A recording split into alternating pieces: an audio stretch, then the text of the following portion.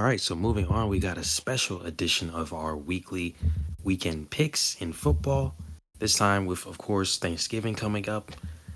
At the time this video will be uploaded, it'll be right before the games. So, of course, we're going to do all the Thanksgiving games plus some games on Friday and some of the games on Saturday and Sunday, respectively, in college and NFL. So, we're going to start with the first Thanksgiving game, Detroit Lions and Green Bay Packers NFC North rivalry. And first time in a while, it's funny to think about Lions being very obvious favorites against Green Bay on a Thanksgiving game, especially. And we are gonna both go with the Lions in this one. I think it's pretty safe to say why we think the Lions will win. Um, they pulled out a real close one against Chicago. I'm not gonna lie, they probably could have lost that game, especially early on with the way they were looking. But they pulled it out. Green Bay was able to slightly pull out a game against the Chargers, but now I think Detroit right now very obviously the better team, and I'd be very surprised if they lost. I can't believe that I'm going to pick the Lions on Thanksgiving. We know that's notable that they play on Thanksgiving, and somehow they always end up losing. They actually almost beat the Bills last year. Had a good thriller. This time, I think it's pretty much a lock. They've been the better team on offense. They've been the better team on defense. Because it's a rivalry game, it could be a little closer. Also, the way the Lions have played recently, I'm sure it'll be somewhat of a close game. I think it'll be a fun one. But I do think that the Lions are going to take this one and finally get a win on Thanksgiving. I think that's just good for the culture. We're going to move from there to our next Thanksgiving game. It'll be the Commanders and Cowboys, another divisional matchup, as all three of these games are. And this one is just as easy no-brainer. I go with the Cowboys in this one. Now, the Commanders have played the Eagles very hard when they played them both times this season, almost beating them each time. And, of course, last year, Commanders are the ones that brought the Eagles down from that undefeated run. But the Commanders' offense just isn't super all that together. Their defense was strong. They traded away their two best pieces of it, and they have since somewhat suffered because of that. So I think the Cowboys are going to come in. They got a good high-flying offense. They've got a really good defense. They can capitalize off of turnovers. Commanders do turn over the ball, about as much you'd expect them to with the way they've been playing this season. I think the Cowboys will pick up a win here. Yeah, Washington, based off the past 2 weeks, obviously losing Seattle is not that big a deal, and that was a game they could have won. But Giants game, you have Tommy DeVito come in and do what he did to you after the way he looked against this same Cowboys team just the week before. I mean, Ron Rivera again. I like the guy, from being the coach of Carolina, but they're probably going to get Ron out of there this year because at this point, 4-7, I'd be very surprised if Washington made a playoff push. Especially with the Vikings now being a little bit better, or a lot better than they were at the start of the season, to get one of the last two spots there, probably along with Seattle. It's just kind of rough in Washington. New era, new owners. I think more likely than not, they'll probably get rid of Ron because again, they didn't hire him. I think they'll stick with Sam Howell for sure because he's definitely had some bright spots this season. But yeah, Commanders. I again, this isn't like a few years ago where I think Washington with that defense could win. I just don't see it happening in this one. So yeah, I'm going for the Cowboys too. And speaking of the Seahawks, after they just lost to the Rams, they now have to face San Francisco 49ers, who have won the last two. Seattle. I would have if the Niners hadn't done what they did to the Jaguars. I think I probably would have considered picking the Seahawks, especially if they hadn't lost to the Rams just now. But now with Geno Smith, he's questionable. That means Drew Lock's probably going to have to come in if he's not able to go. I don't see how this one is going to really go all that well for Seahawks. 49ers definitely shut us up a couple weeks ago with that game against Jacksonville, and I'd assume they'll do the same against Seattle. So we're both going with the Niners. Yeah, this one is a series of unfortunate events as the Seahawks. They get a win a few weeks ago on a last-minute field goal. This time they lose because they miss a last-minute field goal against the Rams, a divisional opponent, of course. And the Niners have heated right back up after getting cooled off 3 weeks in a row. Now they're going to come in on that hot streak against a Seahawks team that could end up having to put in Drew Lock. This one is a rough pick, but it's going to have to be the Niners, this might be a Thanksgiving massacre. The Niners have been playing. I hope the Seahawks make it a fight. Had they not performed the way they did against the Rams, I agree. I think I would have maybe been able to lean somewhat more towards it. This could be a good one with the way that they've played and the way that Seahawks have mostly kind of controlled their season so far. They did well, but these last few weeks have been a little rough, and I think the Niners are going to capitalize on that for them. Then we're going to move on to our Black Friday game, which I'm not sure has ever occurred before. We were just discussing that before this, so at least in like our lifetime, there's not been Black Friday football that I can think of. But this one's going to be the Dolphins and Jets. We have had some limited success picking the Dolphins on this show, but we were correct this past week as they faced against the Raiders, and we're both going to pick the Dolphins this week again against the Jets. Dolphins struggled, I would say, maybe isn't the best word against the Raiders, but the Raiders fought for sure. They made it a close game. Yeah, this Jets secondary is going to be good. They played well. They did decent jobs against the Bills with Stephon Diggs and Gabe Davis. They still kind of got walked all over. So I think they might make it kind of a quiet day for one of these Dolphin stars on Black Friday. You know, we might see a low production day for whoever gets most targeted by Sauce Gardner. But I think with that in mind, that the Dolphins are going to be able to make it a bad day as a whole for the Jets team. Yeah, that's the exact issue that I have with the Jets. You, even after the injury, like we talked about this to Aaron Rodgers. If Zach Wilson can at least be decently halfway, somewhat competent, and let that defense do its thing, and they try to run the ball, they could be a playoff team. They haven't been able to run the ball. Zach Wilson has not been near decently halfway, somewhat competent, and even at times that defense, they obviously they didn't have the best game against the Bills. 32 points. You did mention that obviously Stephon Diggs not a crazy game or anything, but even then you still let up 32 points overall. It's just not the best day for them. So I think at this point the only possible hope that the Jets have is if somehow Aaron Rodgers can come back and they are not completely dead, but I just don't see that happening. And I definitely don't see them beating the Dolphins in this one. So going with them as well. Now let's just briefly head over to college football. So they usually have games on Friday, unlike the NFL, who's decided to just take over every day of the week now. We got a game between Oregon and Oregon State. Oregon State coming off of that crushing defeat against Washington.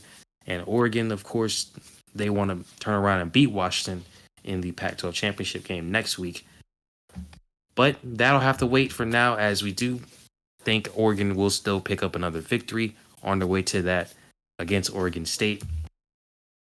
We said it enough, Bo Nix, completely different guy than he was in Auburn. Not to say that he was bad, but I watched his first game in college as a freshman, and I saw him enough at Auburn. Completely different dude. He's at this point, I'd say probably he's going to win the Heisman. Maybe Jaden Daniels, but I think at this point, it's probably Bo Nix's to lose, and I think he'll just have another great performance in this one. Oregon State again played a pretty good game against Washington, especially in the second half, but still wasn't enough to get it done. I don't think it's going to happen in this one either. Yeah, Bo Nix and Oregon have been playing some of the best offensive football that we have seen this year. They're a really, really strong team, and they were just kind of edged out in that game against Washington. And there was nothing really wrong with the offense at a deep level.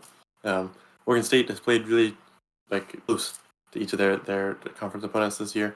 I think again this is not only conference rival, this is the rival. I think Oregon State, DJ Uyunglele and company are going to make it a hairy one. They're going to make it a little tough. But I think at the end of the day, Oregon is probably still going to come out and play some really good football. Bo Nix is going to continue to show that he's probably taken over that Heisman candidacy. And I think we're going to see an Oregon win here. Oregon State, I'm sure would love to pick up this win just for, trying to do their best to play some spoilery things. But I think Oregon has just got, a lot going for them here. And I think they're going to be prepared, knowing that their rival's coming, and they should be able to get out of here with a win.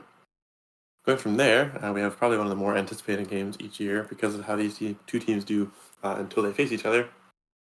We have Michigan and Ohio State. Terrence and I are both going to take Ohio State. Michigan has played good football this year. There's no way around that. But so has Ohio State. Ohio State has looked like the better team, I'd say, arguably throughout the whole year. And I don't think it has changed coming into this week. The coaching stuff has not really seemed to have affected Michigan. They've played decently well with all that going on. 2 weeks ago, they treated it as if Jim Harbaugh had died and they're playing in his memory. So, if anything, it's just it made them better. But I don't think that's going to affect Ohio State. I think they'll be able to come in, keep doing what they've been doing all season, put up some really good offensive performances, do enough on defense, and hold this Michigan team down to make a statement before we get to that playoff push.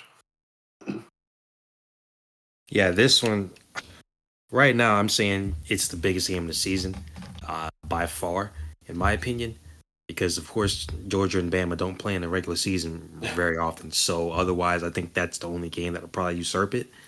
Yeah, this is obviously called the game for a reason, and this one's tough.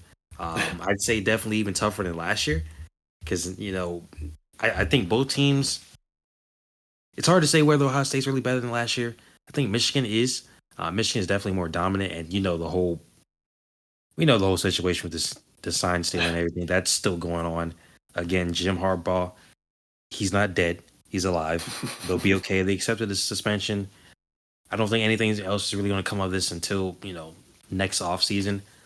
But I think it's definitely still looming over it. And this is not even just analysis, but I think Michigan still feels like, hey, despite whether we think it's right or wrong, they're feeling like their coach is being disrespected, being tarnished for no reason, and they're going to play like that.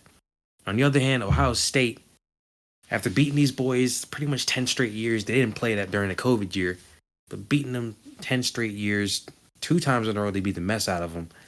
Dropped 62 and 56 in consecutive years. Did it in Michigan that second time. And then they turn around and then lose to them back to back years, especially the way that last year's game went, too. I think Ohio State is probably just a bit more motivated. And a big thing with this one, too, obviously, I think this year it's not going to be a repeat of last year where, whoever loses still has a chance to get a playoff. I think whoever loses, they're probably going to be done. So I think this game means more than it ever has, at least in recent memory. So yeah, Ohio State, we're going with them. This is pretty tough. Of course, both teams they played, you know, their best resume victory probably Penn State, and pretty similar games for both of them, to be honest with you. So yeah, I think Ohio State's just slightly the better team. Um, we've yet to really see Kyle McCord be, you know, a superstar kind of guy yet, but he's still very young compared to JJ McCarthy, who, for the most part, up until the past few games, has been pretty good in the Heisman conversation. So yeah, I think this one's just this is really close, but we're both going to Ohio State, and we're going to move on to the NFL. Um, as we have a AFC South, kind of mini championship game here with the Texans and the Jacksonville Jaguars. We're actually going to split on this one. I'm picking the Texans. It seems like the Texans are the underdog here, of course. Lesser record, of course, less wins. And the Jaguars, outside that Niners game, they've been pretty much dominant all season. But I think the Texans are just kind of on a roll right now, and I think that'll continue. They've won their last 3 games. Their only loss over the last 5 was to the Panthers somehow. But yeah, I think CJ Stroud will continue his MVP candidacy. I think he definitely has a shot to win it. If the Texans at least, they get to 11 wins, definitely possible. Jaguars, definitely, I would say they're probably the better team here, and it'd probably be smarter to pick them. But I'm gonna pick the underdog. I'm gonna go with the Texans. This is out of all the games that we're picking today, we still got 2 more NFL games after this one. This was definitely the hardest one to make the choice with. The Jags, I think, are the better team. I'm going to go with the Jaguars, but the Texans are on fire, except for somehow losing to the Panthers. But the Texans have been playing really good football, offensively and defensively. CJ Stroud, I think currently right now, if I was to go based on stat wise and what they mean to the team, CJ Stroud is my MVP at the moment over other guys like Jalen Hurts or Patrick Mahomes. I just don't think those guys are, their teams are higher up, sure. I'm not sure that they're playing as well as CJ Stroud. I'm sure if you put them in the Texans situation, you'd probably see similar results. But Stroud got there as a rookie. He's just doing amazing things. And he's a hard team. He's hard to pick against right now, especially with the way his defense has been playing alongside him. But the Jaguars, I think, kind of got their brains rattled a bit against the Niners. They came back this past week and put up a pretty strong performance to remind us, hey, we're not a horrible football team. We just had a bad matchup. Calvin Ridley played really well. If he can keep that up, I think we'll be seeing something good. But they've also, however, struggled against the Texans forever for some reason. So maybe that'll come in to play here. But I think the Jaguars are going to eke out, I'd say, like a 31-30, 30-27. It's going to be close. These two teams are going to fight, and I think this one's going to be great football to watch. And I think the Jags will narrowly take it. So yeah, I'm going to go with the Jags on this one. So from there, we're going to reconvene on a team or a game that we agree on. Maybe for the Bills and Eagles, this one I think is a pretty easy choice for both of us. And that might sound crazy when you think about a team like these two, but the Bills have not been that impressive this year. They have one really solid win against the Dolphins. They did just beat the Jets by a lot, but I think that's just kind of what they should be doing. The first week was definitely like a whoa kind of moment. I don't think it means that the Jets are a tough team to overcome. I think it just means that the Bills are a weird team this year. Eagles have also not been like the most showtime team. They're not coming out and putting 40 on everyone to get to 9-1, but they're playing really good, resilient football, and they are good at capitalizing from mistakes. And the Bills are kind of a mistake-heavy team. So this season is just a season in which the Bills have not impressed me. I don't see them as a top-tier contender. I don't know. They haven't moved me very much this year. Their offense has been weird. I could see a world where the Bills do take this victory, but I'm just not that moved by them. The Eagles are just a more consistent, more well-oiled machine type of team. I trust them in more situations, especially in a close game scenario. I would take Jalen Hurts and the Eagles offense over Josh Allen and the Bills offense any day of the week this season. So I'm going to have to go with the Eagles in this one. Yeah, that's kind of where I go with the pick too. Obviously, these are two teams that were supposed to be juggernauts. So obviously, Bills' record doesn't say that. But main thing here is what you just said: the consistency or the inconsistency, really, for the Bills. Obviously, the Eagles, they haven't been super consistent as far as their play. I mean, the Chiefs game obviously showed that they didn't really have the greatest game. Came out with a victory. Had a pretty good game for a lot of the Dallas game, but then later on, Dallas could have won that game. We already said that. So still won that one. Washington again, they play them tough. And it's a divisional game. But then the Dolphins game played pretty well, and then right before that, they lost to the Jets. So the main difference here is that with the Eagles' inconsistency, they still find a way to win. Whereas obviously the Bills, they've lost 3 of their last 5. Doesn't seem like that, but they have. So we can talk about how they just mess out the Jets. Again, we kind of just detailed why that was more expected, especially after what happened to the Bills the past couple weeks. So the Bills definitely could win this one. If the Eagles come out looking like they did in the first half against the Chiefs, then yeah, it's definitely possible. I just don't think that'll happen again. And I think this time around, Eagles should come out a lot better and take the dub. And then our last game, Sunday Night Football, Baltimore and the Chargers. This is a Brandon Staley legacy game. And I think it's the one that will take away from his legacy even more. We're both picking the Ravens in this one. Look, I think we picked the Ravens. Picking for us has really been weird. You picked the Ravens against Cincinnati, but for me at least, we both picked them against Detroit. We both picked against them against Detroit, and they beat the mess out of the Lions. We picked them to beat the Browns. They lost. We picked them to beat the Steelers. They lose, and I picked them to lose to the Bengals, and then they win. So it's kind of weird with the Ravens for us doing these picks, but I think this one should be more of a no-brainer. I don't think the Ravens will put up 500 something yards on the Chargers defense, but I think it cannot be understated. The national media's talked about it enough. How bad this Chargers defense has been, and Brandon Staley can sit up there and talk about it's not like we've never played good defense before. That's fine, but stop playing on our face. We can obviously tell. Don't look at us and tell us that we're not seeing what we're seeing. This defense has issues, and I don't think those are issues that can be corrected under this current regime, and definitely not in this season. And we'll just see more of the same in this one against the Ravens. Yeah, this might be maybe a bit of an exaggeration. When I think about all the teams in the NFL, the statement may not fully hold up, but there might not be a team that I trust less than the Los Angeles Chargers.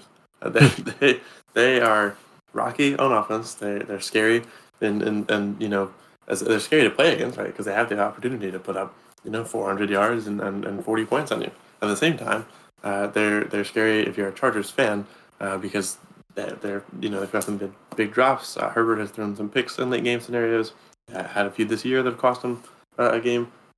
I'm not going to put every game on Herbert's shoulders, but there's a lot of things that go wrong on that Chargers offense in crunch time, and that Chargers defense is just not it's not trustable. I don't know. I feel like maybe potentially I could get like a yard out there, and that's against that defense, and that's something. I don't think I could get a yard against most NFL defenses. I think they'd flatten me. Would the Chargers kill me after that yard? Probably. But I feel like I could get one. It's so inconsistent. They've got the talent. Joey Bosa is down. That's gonna be rough. But they've got the talent to make big stops and to hold teams down. They just haven't been able to do that throughout the season. Teams have kind of walked all over them. I wouldn't even say, despite their offensive inconsistencies, they haven't been the biggest issue throughout the season. The issue is that they let every other team they've played stay alive and have hope throughout every minute of every football game, pretty much all season. And the Ravens, even without Mark Andrews, are not a team you can afford to do with. The running game got really strong. Lamar Jackson is probably going to have some pretty good chemistry with Odell Beckham and Zay Flowers, especially with Mark Andrews down. I just think this is going to be a Ravens team looking to make a statement about the way they play without Mark. Obviously, they were without Mark in the early part of the season. They still played well. So, yeah, that was a longer rant than I intended about the Chargers. But I do think that the Ravens will pick up a win here, and the Chargers will probably slip and allow the Broncos to keep moving up in that division.